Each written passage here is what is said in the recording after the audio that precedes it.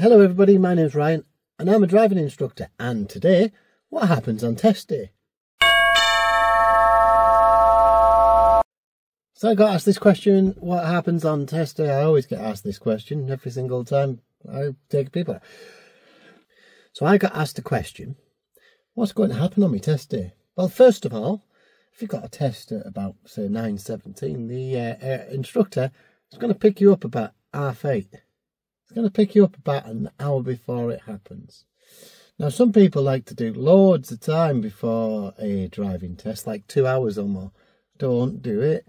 Just do 30 minutes of driving down at the test centre. And the reason is you should be really ready way before you do your driving test anyway, at least a couple of weeks before. You should be driving independently. And what you want to do is just do 30 minutes of driving before your driving test. That's so you don't get fatigued, really. What happens then is you get to the driving test centre. There's probably a number of parking bays which you reverse into. Don't drive into them and try and reverse out on your driving test. You'll make a mess of it. You're better off reversing into the parking bay before you start at the test centre.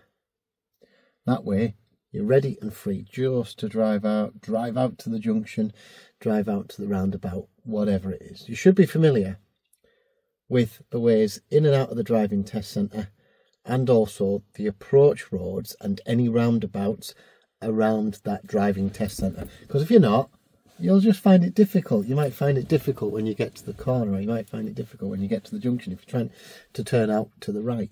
Loads of videos on this on my YouTube telling you exactly where people go and how they start off. They always drive out the bay. You get the test centre about 10 minutes before. Don't arrive 5 minutes before like they recommend. About 10 minutes before you want. The reason for that is because then you're settled and you're happy. If you're like 15 minutes away and you've got 15 minutes to wait, just wait 15 minutes. It's okay, you know. It's not the end of the world that you wait an extra 5 minutes. Probably park around the corner, or in certain test centres you can park in a different bay.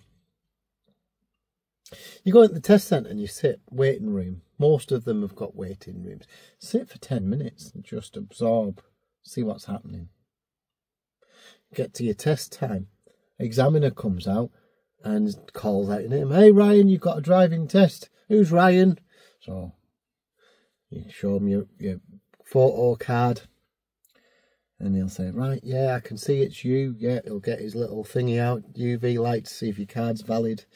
You then tick 2 boxes, one for insurance and one for residency, and then you sign on the iPad. The reason that you sign is that you agree to the terms and conditions of the driving test. Because there's nowhere to sign when you book one. That makes sense, doesn't it? So, you've signed it. They then click next and they get a photograph of you on the iPad, compare it to see if it's the right person. What they then do is they then check your details. They'll check your name and address, your phone number and your email address. Is this where the report's going to? Yes, it is. Right, you are. Then what happens is they'll ask you 2 questions. Would you like instructor or your company in person to come with you on your driving test? Entirely up to you if you want to do that. It's not up to the instructor, really. It's kind of up to you because it's about your understanding of the driving. Personally, I don't go on them because I've got the dash cam and I watch all the videos anyway. But you don't. I don't really bother. But some people do. The second one is, would you like your instructor to be there at the debrief at the end? Absolutely. Whoever it is, always make sure that they're there at the end because then they can hear what's happening. You then go out, you go outside and they'll get you to read a number plate. They'll get you to read the number plate from about 20 metres away. It's an approximate amount because if you get it wrong, then they'll go out the back. They'll go get the tape measure. They'll go and measure out exactly 20 metres on a different plate.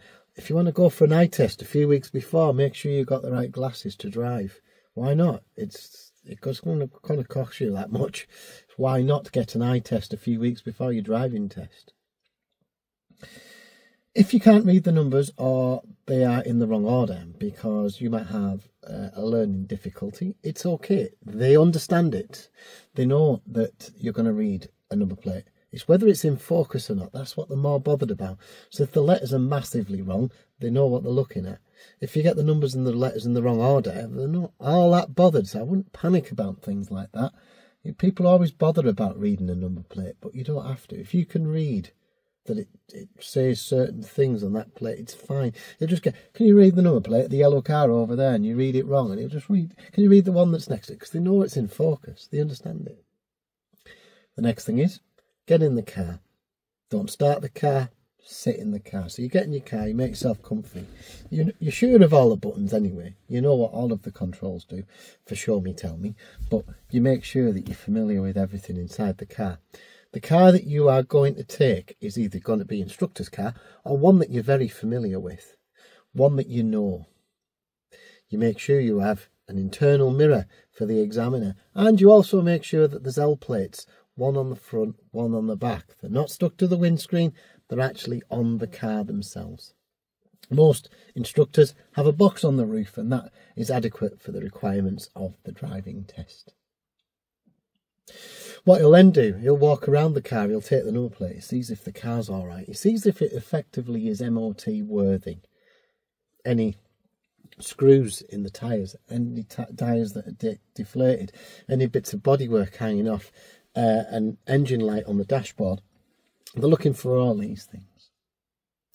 He'll then get in the car and he'll sit in the car and he'll get himself sorted out, and he might put the sat nav up here, or he might be doing independent, and then he'll give you the briefing. Right, what we're going to do is that today he's going to follow a series of junctions, left and right turns, roundabouts. We're going to follow the road ahead where we're otherwise told. Do we have any questions? No. Now every examiner's got a different speech, because they do hundreds and hundreds and hundreds of these tests every year, and they have a different way of telling you what you're going to do. It also tells you that you may do an emergency stop and plus one of the 4 manoeuvres. And if you've got any questions, it's also going to ask you 2 questions. One at the very start, the tell him question. How can you tell me how the lights work on this car? What you're checking for? When I switch the lights on and go outside and check to see if they're working. Look for reflections, use a friend. And say, that's great. What we're going to do, we're going to follow a series of instructions from the sat-nav, independent drive, about 20 minutes. And then the last 10 minutes we'll do from me directing you. And they go, okay, do you understand? Yes, I'm okay. Whenever you're ready, then let's go.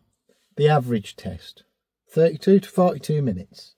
If you get stuck in traffic, so what? It doesn't matter, you're stuck in traffic. Nobody cares. All it does is basically make your test slightly longer.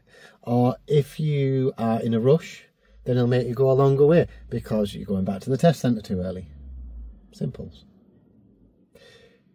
You go all the way around. You get back to the test centre, you drive into the bay at the end. Whatever you've done all the way around, you open the door and the examiner says, well, I'm happy to say on this occasion that you've passed. You get your little blue certificate, it'll issue you a blue certificate, it'll tell you all of the little minors you might have done or none if you've done none. And then what happens is your instructor or the accompanying person's heard what the pass is. Might take your photograph at the end, I do. What they then do is they drive you home. You don't drive yourself home. You're either up at height or you're depressed because you've either passed or you failed. And that's it. A driving test in a nutshell.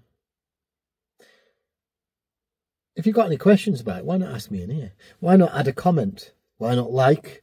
Why not subscribe? I hope you liked what you saw today. If you want to become a member and see this video a little bit earlier, become a member, £1 a month. I hope that you enjoy your weekend. I will. Bye.